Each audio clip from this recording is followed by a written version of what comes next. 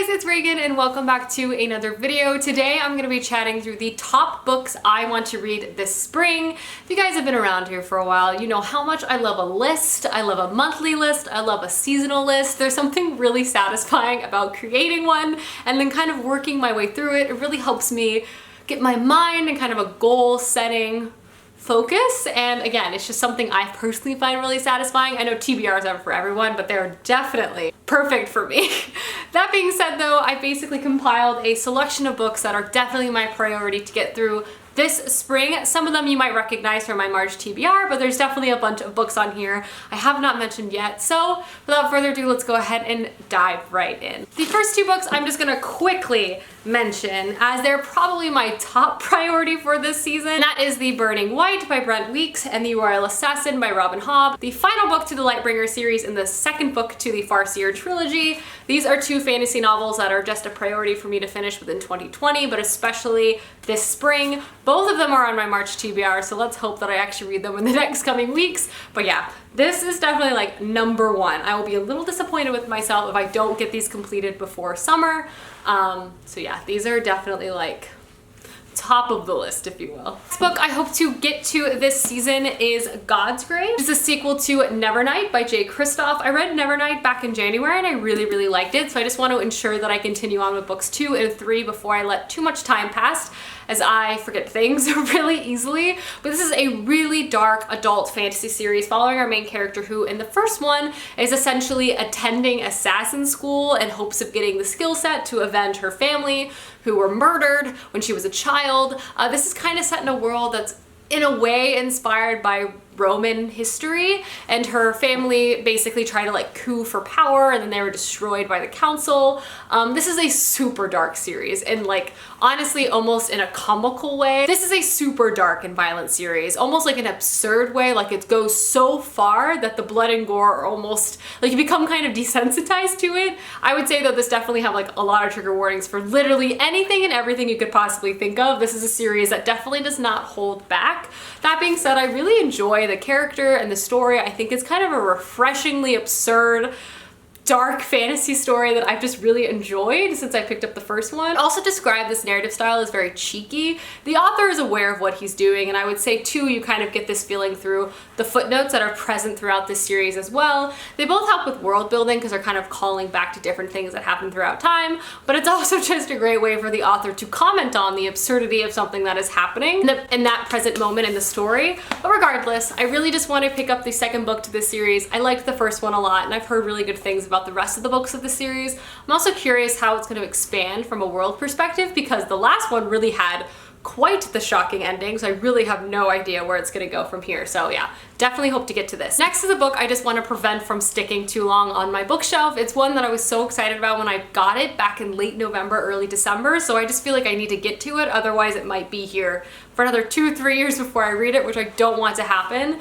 And that is The Raven Tower by Ann Leckie. Ann Leckie is of course known for her Nebula award-winning series within the sci-fi genre, but last year or the year prior she came out with this book, which is more of a traditional fantasy setting, which is definitely more up my alley. This is also a God-centered fantasy story, which I have just been so into as of late. I have been reading the Inheritance trilogy by N.K. Jemisin, and I also loved the City of Gods, the Gods City series as well, which I read last year. Essentially just like any book series that kind of toys with this all-powerful being that's undynamic and unfeeling, but kind of like forced to change, and like their conflicts with humans, I am so into. So I'm really excited to see how this plays out. I think it's a very traditional like gods versus humans, humanity versus like this all-being thing sort of situation is kind of at its center, which I'm thrilled about. So really want to get to this soon. I don't want to let too much time pass.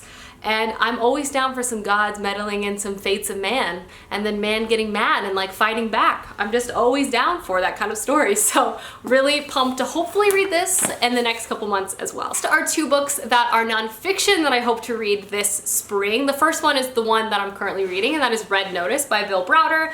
This is a financial thriller memoir, which, as I've been saying every time I bring up this book, it's not something I initially thought I'd be interested in picking up, but let me tell you, this is a wild wild tale. I mean, this line of a true story of high finance, murder, and one man's fight for justice is true. You essentially are following our main character, Bill Browder, and he's kind of describing his tale of how he became the biggest foreign investor within Russia, and how that resulted in him having like hits on him being almost arrested, and all of that shenanigans and fallout from there. But you're following it from the beginning, so it's actually really fascinating to see how he kind of started his fund, worked through getting all the information when the privatization was happening after communism fell. The whole thing is absolutely so fascinating, and I'm about halfway through. Again, for a financial drama, which I was not expecting, I'm on the edge of my seat, and honestly, I feel like, wow, maybe Clay's job is more interesting than I thought it was.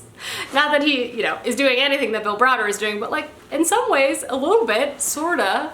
Not really at all, but I'm really liking this a lot. I'm gonna be finishing it in the next couple of weeks, but this was definitely a priority for me. It's a book I've had for a long time, so I'm really excited that I finally am getting to it. The next book I don't have in physical form, but I just rented the audiobook from the library, and that is Killers of the Flower Moon. This is another book I really hope to get to in the next couple of months. I have 21 days to listen to it, so hopefully within the next 21 days before my book goes back to the library. But this is another nonfiction story. So this is a true story both about the injustice of the Osage Indian Nation faced during this time period, as well as the formation of the FBI. So it just sounds like an incredibly fascinating story, a really dark one in American history. I know they're making a movie, I think, next year, so I'm just really curious about this book. I want to read it before that comes out. I've also heard great things from my coworkers who actually recommended this book to me, and just sort of continuing my nonfiction trend of just reading everything. I've just been loving learning about all sorts of different things, so I'm really excited to pick this up as well, as this is a super popular novel. I bet a lot of you guys have read it, but I'm excited to read it as well. And the last two books on my spring TBR are two books I recently picked up, so I'm hoping to get to them very soon. The first one is Middlegame. This is another like dark God-centered story. It basically follows two brothers who are not quite gods, but they're not quite human either. And I think it's kind of like their struggle to pick one or the other. And then the last line of the synopsis is, "Godhood is attainable, pray it isn't attained."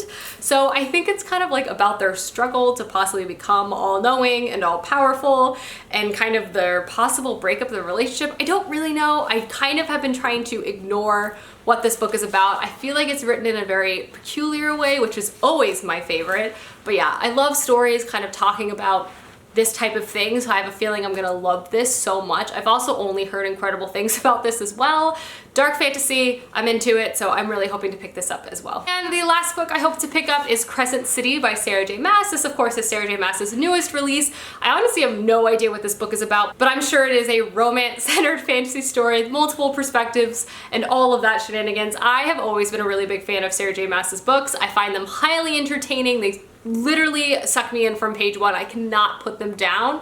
Totally get how they're flawed. They're definitely not the most perfect fantasy story, but I love them nonetheless. I just think they're something that just is light, completely absorbs me, and I like forget everything going on around me. They're just the perfect book to escape into. That being said, I'm pumped that she's coming out with a new series. I really hope I love this a lot.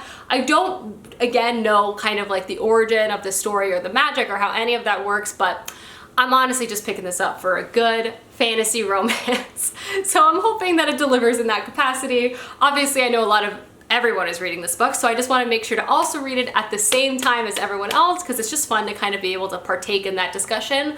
But yeah, definitely hope to pick this up soon. I also feel like this will be the perfect thing to kind of read in between some of my more serious, darker stories that I plan to read as well. So I feel like this will be a great palette cleanser. Alrighty guys, those are all of the books I hope to read this spring. Let me know down below some books you really hope to get to in the coming months, as I would love to know. And I'll see you guys soon with another video soon.